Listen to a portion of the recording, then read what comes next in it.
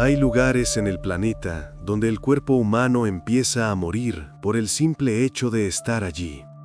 La zona de la muerte, a más de 8.000 metros de altitud, es uno de esos lugares. Y sin embargo, la gente va allí una y otra vez, superando el miedo, el dolor, el sentido común. ¿Por qué? ¿Qué mueve a una persona que paga decenas de miles de dólares por la oportunidad de morir en la cola para llegar a la cima del mundo? Cuando se habla de catástrofes en la montaña, esta es la primera que viene a la mente. Pero lo sorprendente es que el Everest no es en absoluto el líder en mortalidad entre los 8000. Por ejemplo, en el Annapurna, la tasa de letalidad es mucho mayor. Hasta 2023, el año más trágico en el Everest se consideraba 2014, cuando murieron 17 alpinistas. En promedio, durante los últimos 50 años, la montaña se cobra unas 5 vidas por temporada. Pero 2023 batió todos los récords. Las estadísticas se multiplicaron casi por 4. 18 personas. ¿Qué causó este aumento en la mortalidad? Intentemos entenderlo con ejemplos concretos. Peter Sward trabajaba como anestesiólogo en Sudáfrica. Las montañas lo atrajeron desde su juventud, pero eligió otro camino. Se graduó en medicina, construyó una carrera, formó una familia y fue padre de 2 hijos. Parecía que su vida estaba resuelta. Pero su sueño de juventud no lo abandonaba. Ese sueño que a veces duerme durante años, pero no muere, simplemente espera su momento. En la edad adulta, Peter decidió volver al alpinismo. 1 año de entrenamiento intensivo, subir escaleras con una mochila, ejercicios de respiración, excursiones a la montaña los fines de semana. Y en 2019, a los 59 años, conquista el Denali, el punto más alto de América del Norte, 6.190 metros. Fue su primera ascensión seria tras una larga pausa. El frío a esa altitud cala hasta los huesos incluso a través de 3 capas de ropa térmica. El viento te corta la respiración. Cada paso en la ladera nevada es una resistencia, como si arrastraras un peso invisible. Al final del día, los músculos de las piernas vibran tanto que sientes la tensión incluso tumbado. Pero Peter lo logró. El éxito te da alas, y la mirada del doctor se volvió hacia su antiguo objetivo, el Everest. Para organizar una ascensión así, la experiencia propia es claramente insuficiente. Peter elige Madison Mountaineering, una de las principales empresas especializadas en expediciones comerciales. La ruta, la clásica del sureste a través de Nepal. El programa de aclimatación está bien diseñado. Ascensos a ciertas altitudes, descensos para adaptarse y de nuevo ascensos, 3 semanas. Todo va según lo previsto. En las redes sociales de Peter aparecen fotos de la cascada de hielo del Khumbu con fecha del 28 de abril. En la foto lleva una chaqueta roja brillante y gafas y sonríe. Detrás de él, paredes de hielo turquesa, grietas, escaleras de aluminio tendidas sobre las fisuras. El 16 de mayo publica su última foto desde allí con la leyenda «Un día excelente para escalar». Al principio, todo va a la perfección. El equipo alcanza sin problemas el campamento 4 a 8.000 metros. Es la última parada antes del asalto a la cumbre. El campamento es un conjunto de tiendas de colores vivos dispersas en la ladera nevada. Aquí ya comienza la llamada zona de la muerte, donde el organismo, sin importar lo entrenado que estés, inicia procesos irreversibles de destrucción debido a la falta de oxígeno. El corazón late más rápido, la cabeza da vueltas, los pensamientos se nublan. Desde el campamento 4, el grupo parte hacia la cumbre. Normalmente esto se hace de noche, saliendo alrededor de la medianoche para superar las zonas más peligrosas al amanecer y estar en la cima para el mediodía. Se avanza en la oscuridad, solo con la luz de las linternas frontales delante y detrás, una cadena de luces que se arrastra ladera arriba. Pero, ya al acercarse a la zona de la muerte, Tras superar la marca de los 8.000 metros, Peter comienza a tener una tos seca y desgarradora. Al principio, esporádica, luego más frecuente. Es uno de los síntomas del mal de altura, la llamada tos de altitud. Los pulmones intentan compensar la falta de oxígeno y las vías respiratorias se irritan. A 8.000 metros, el aire contiene solo 1/3 del oxígeno que hay a nivel del mar. Cada inspiración es incompleta, insatisfactoria. El cuerpo se asfixia. La tos se intensifica y los demás miembros del grupo se dan cuenta. Primero, uno de los sherpas, luego el guía. Le sugieren a Peter que se dé la vuelta. Él mira hacia arriba. La cumbre está en algún lugar, en la oscuridad. Todavía quedan varias horas de ascenso. ¿Se ha preparado para esto durante 1 año? No, en realidad más tiempo, toda su vida, para ser honestos. Pero la tos no cesa. El pecho le arde por dentro. Peter acepta y se dispone a descender al campamento 2. Comprendiendo la gravedad de la situación, los sherpas intentan bajar a Peter lo más rápido posible, en la medida de lo que es posible en el Everest, donde cada paso exige un esfuerzo sobrehumano. Un sherpa va delante, abriendo camino. El segundo, detrás, asegurándolo. Peter está entre ellos, agarrado a la cuerda. Sus manos enguantadas se deslizan por el cordino de nylon. El descenso en altitud es una prueba en sí misma. Las piernas flaquean, la coordinación se ve afectada. Hay que pensar en cada movimiento, y pensar es difícil. El cerebro funciona en modo de ahorro de energía. Con enorme dificultad, el alpinista llega al campamento 4. Allí empeora drásticamente. La tos se ha convertido en estertores. La respiración es superficial, entrecortada. Los labios se le ponen azules. Ya no es solo la tos de altitud, está comenzando un edema pulmonar. El líquido se acumula en los pulmones. La persona, literalmente, se ahoga desde dentro. Comienza la evacuación hacia el campamento 3, situado a 7.300 metros. Cada 100 metros de descenso significan más oxígeno, más posibilidades. Pero durante el descenso, el hombre se desploma. Simplemente se derrumba en la ladera. Intentan levantarlo, pero no reacciona. El pulso desaparece. Su corazón se detiene. Peter Sward muere en la ladera del Everest a los 63 años. La causa, mal agudo de montaña, que provocó un edema pulmonar. Le sobreviven su esposa y 2 hijos. Esta tragedia, si se analiza, tiene varias causas.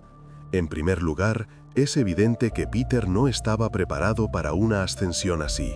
Sí, tenía experiencia en alpinismo, pero en su haber no había ni siquiera un 7000. El Denali está bien, pero es un nivel de esfuerzo y una altitud completamente diferentes. Además, 63 años ya no es la edad ideal, especialmente si no eres un Messner, una leyenda del alpinismo mundial con décadas de experiencia a sus espaldas. Por eso, confió plenamente en los guías comerciales. Y aquí surge la pregunta: ¿hasta qué punto hicieron bien su trabajo? Seguramente oyeron la tos de altitud de Peter, quizás incluso el día antes del ataque a la cumbre, todavía en el campamento 4. La tos a esa altitud es una bandera roja, una señal de alarma. Cualquier guía experimentado sabe que si empieza, hay que descender de inmediato. No es un «vamos a ver cómo va», sino bajar enseguida. Sin embargo, le permitieron iniciar el ascenso a la cumbre. Si el descenso hubiera comenzado antes, si los médicos hubieran prestado atención a los síntomas a tiempo y decidido bajar al alpinista sin demora, sin esperar a que empeorara, probablemente seguiría vivo. Cada hora de retraso a 8.000 metros juega en tu contra. Otra triste historia de este año es la de Jason Kennison. Su caso es sorprendentemente diferente al anterior. A diferencia de Peter, Jason nunca soñó con las montañas ni aspiró a escalarlas. Era un chico normal de una ciudad estadounidense. Trabajo, amigos, planes de futuro. Pero en 2006, a los 23 años, sufrió un grave accidente de camión. El vehículo que conducía chocó con otro camión a gran velocidad. El impacto, el chirrido del metal, los fragmentos de cristal.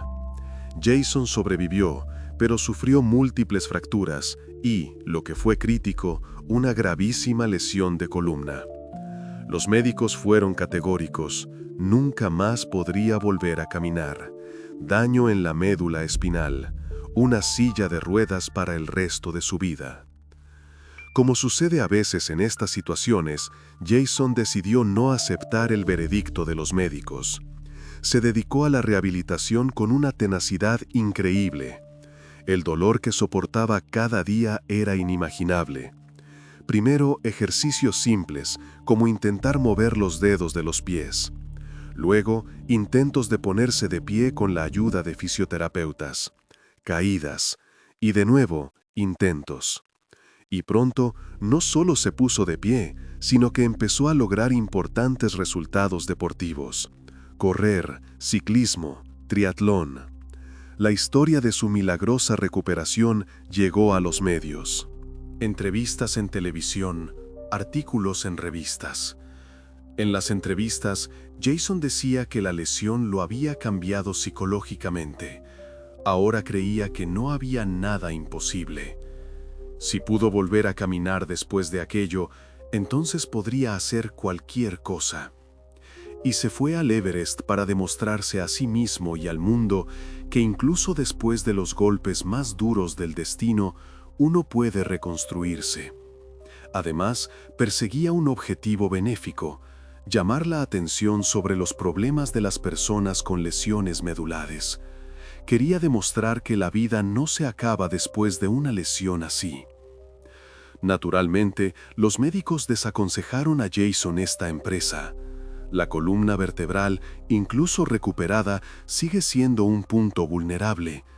El esfuerzo en altitud podría provocar nuevos problemas. Pero al parecer, él ya no confiaba en sus pronósticos. Después de todo, ya se habían equivocado una vez al decir que no volvería a caminar. La preparación fue exhaustiva. Jason realizó una aclimatación de calidad. Varias semanas de ascensos y descensos, acostumbrándose al aire enrarecido. El organismo se adaptó gradualmente.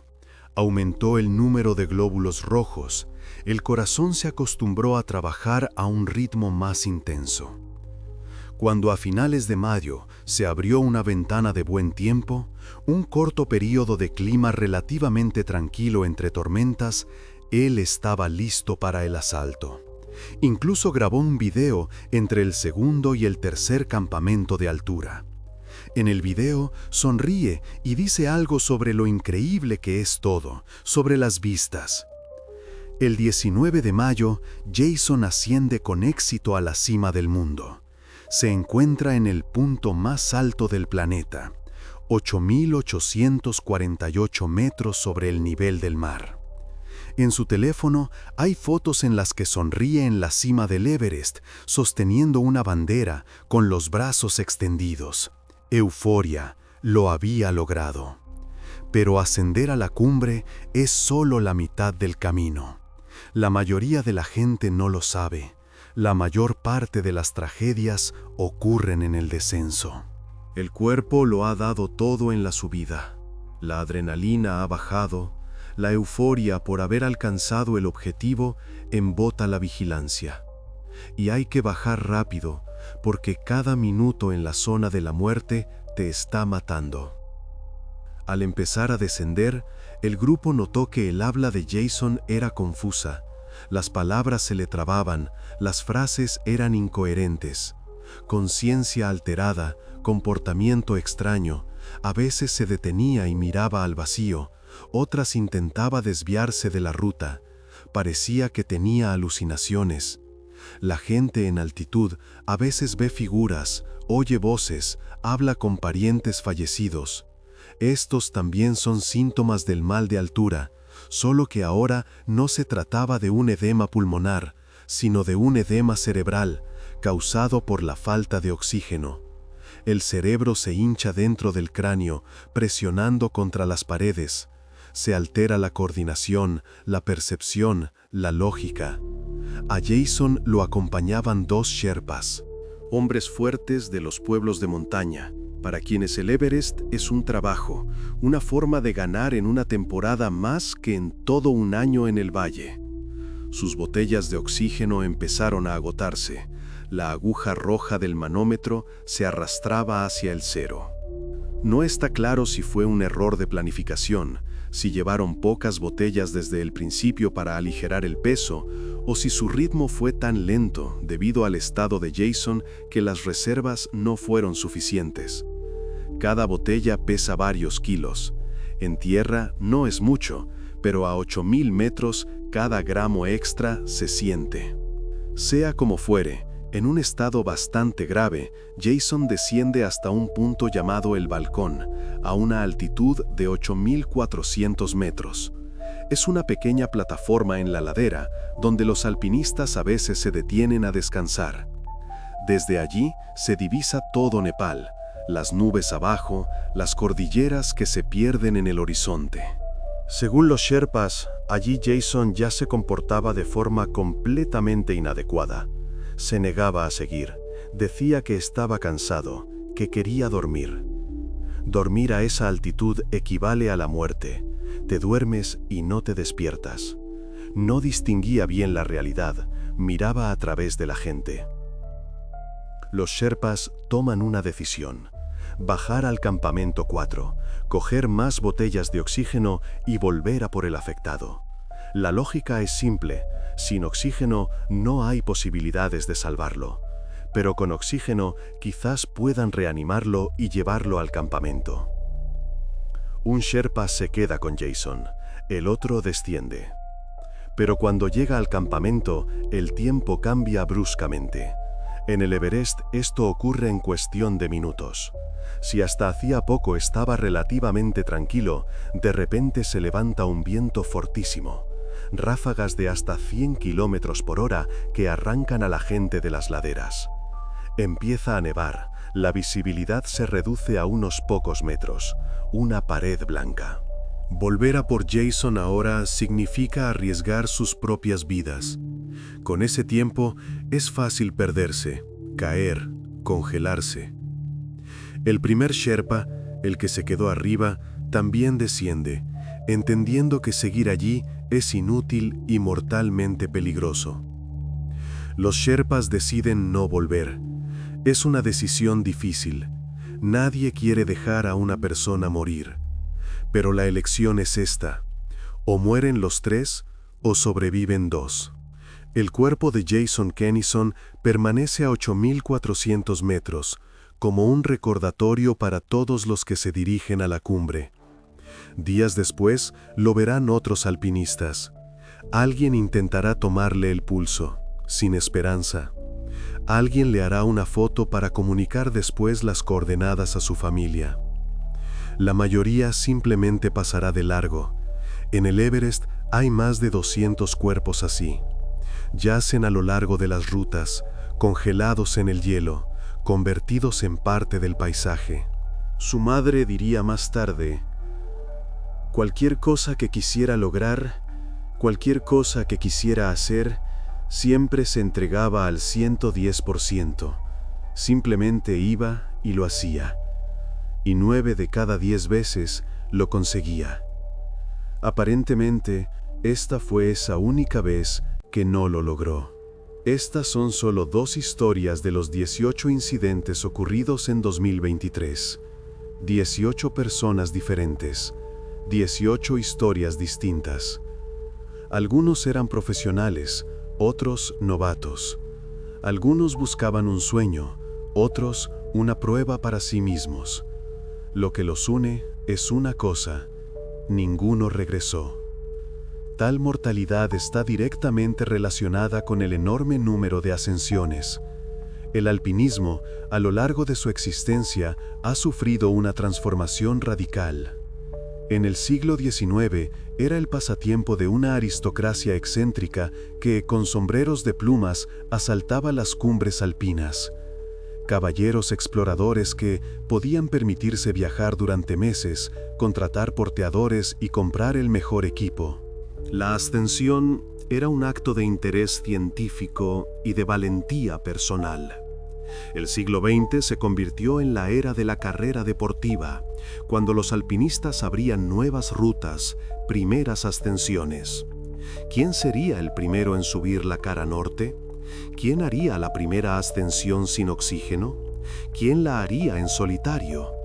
Era un juego limpio, tú, la montaña y tus habilidades, sin garantías. Y en el cambio de siglo, comenzó a desarrollarse rápidamente el alpinismo comercial. Guías profesionales, y no tan profesionales, ofrecen a personas ajenas a la montaña llevarlas a prácticamente cualquier cima del mundo. Paga el dinero y adelante. Surgieron empresas enteras especializadas en esto.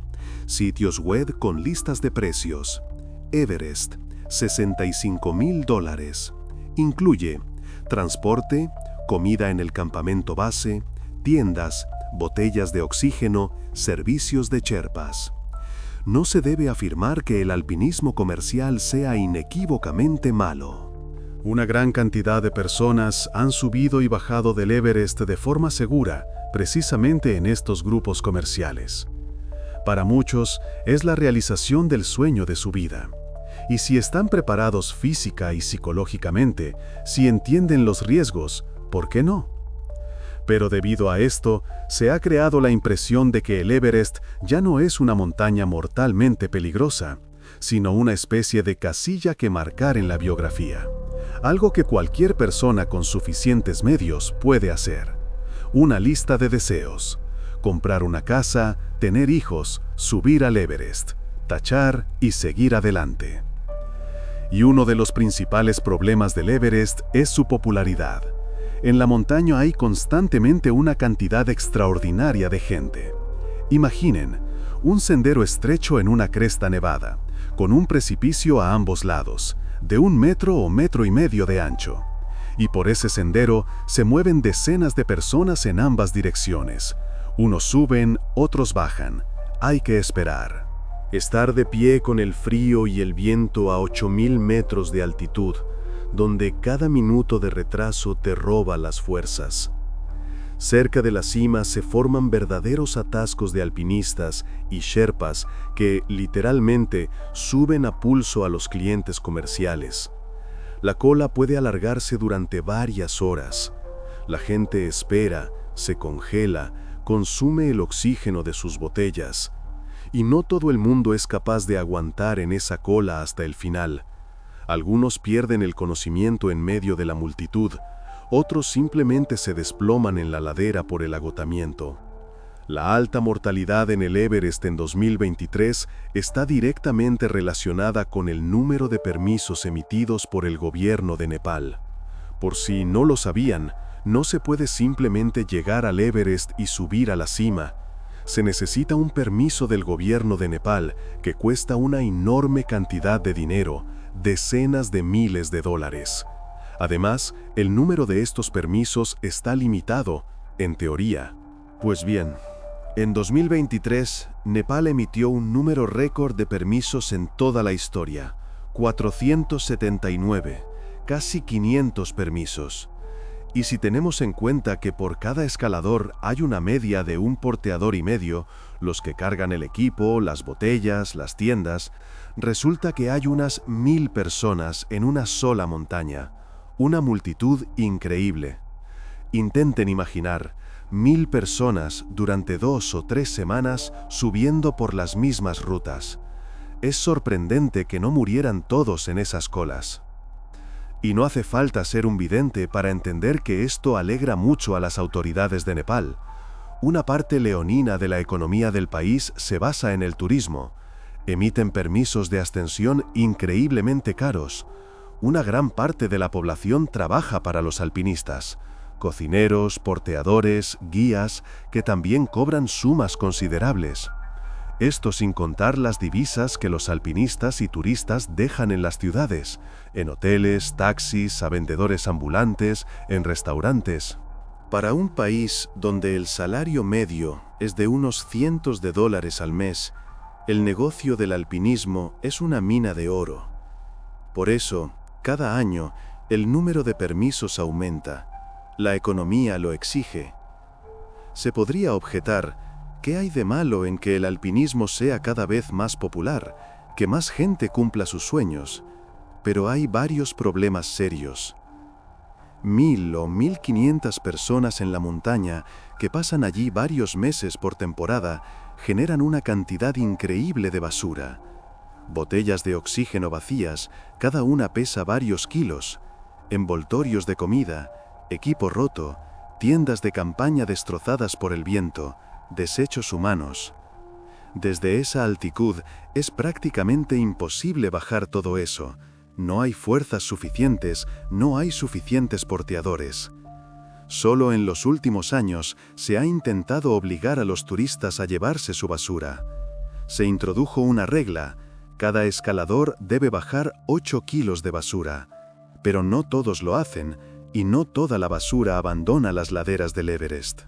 Parte de ella simplemente se arroja a las grietas. Otra parte se deja en los campamentos de altura. Ya la recogerán los siguientes. Existen, por supuesto, programas de limpieza de la montaña, llevados a cabo, por ejemplo, por el ejército nepalí. Expediciones especiales que suben y recogen toneladas de basura. Pero es una gota en el océano. El Everest sigue siendo un enorme vertedero. En algunas zonas de las laderas se pueden ver decenas de botellas vacías, trozos de tiendas, cuerdas rotas. Es más, este año, durante una campaña de recogida de basura, murió un sherpa. Llevaba un pesado saco de basura y resbaló en el descenso. En general, la estadística es absolutamente lógica. Cuantas más ascensiones, mayor es el porcentaje de los que no regresan. Es pura matemática. Si suben 100 personas y mueren una, es el 1%. Si suben 1000 y mueren 10, es el mismo porcentaje. Pero el número absoluto de víctimas aumenta. Pero en la mitad de los casos, la culpa es precisamente de las empresas comerciales. Atraen a gente con poca relación con la montaña, con una experiencia mínima y completamente desprevenida para este tipo de ascensiones. Los sitios web de publicidad están llenos de fotos de gente sonriente en la cima. Cumple tu sueño. Conquista el Everest con nosotros. Lo haremos posible. Prometen a los clientes servicio y una conquista exitosa de la cima. Y quizás el servicio sí que lo proporcionan. En el campamento base hay comida caliente, ducha, internet, un sherpa personal que carga tu mochila, un guía experimentado que conoce la ruta. Pero cuando se llega a situaciones serias, y en el Everest ocurren constantemente, a la persona no preparada y en cierto modo ingenua, se la trata como a un alpinista profesional que evalúa sus propios riesgos y es responsable de sí mismo. En los contratos que firman los clientes, suele haber una cláusula. La empresa no se hace responsable de la vida y la salud de los participantes por encima del campamento base. Vas por tu cuenta y riesgo. El guía te dará consejos, pero las decisiones las tomas tú. Al final, cada vez vemos más situaciones en las que los sherpas descienden mientras los alpinistas comerciales se quedan a morir en las montañas. ¿Actúan correctamente? Sí y no.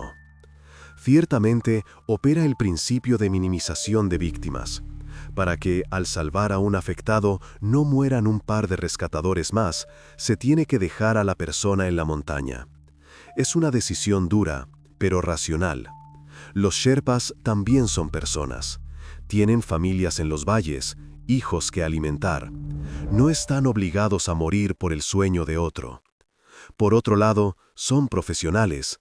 Se les contrata precisamente para que en una situación crítica puedan ayudar. Y cuando se van, dejando solo al cliente, es amargo.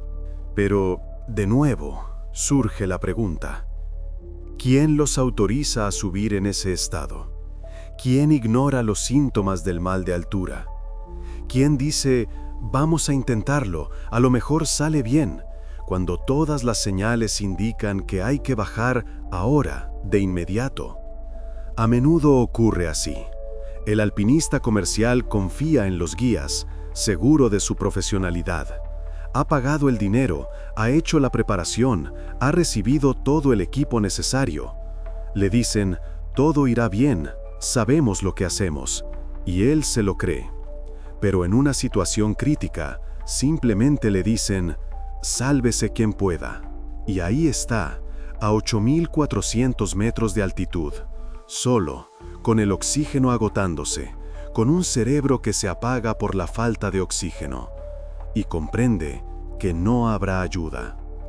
Quizás el problema es que el alpinismo comercial crea una ilusión de seguridad. La gente piensa, si es un negocio, entonces todo está bajo control. Si cientos de personas suben cada año, significa que no es tan peligroso. Pero el Everest no se ha vuelto más seguro por el hecho de que ahora lo suban multitudes. La zona de la muerte sigue siendo la zona de la muerte. Al edema pulmonar no le importa cuánto pagaste por la ascensión. El clima no perdona a quienes vienen con un guía. La montaña sigue siendo la montaña, indiferente, fría, implacable.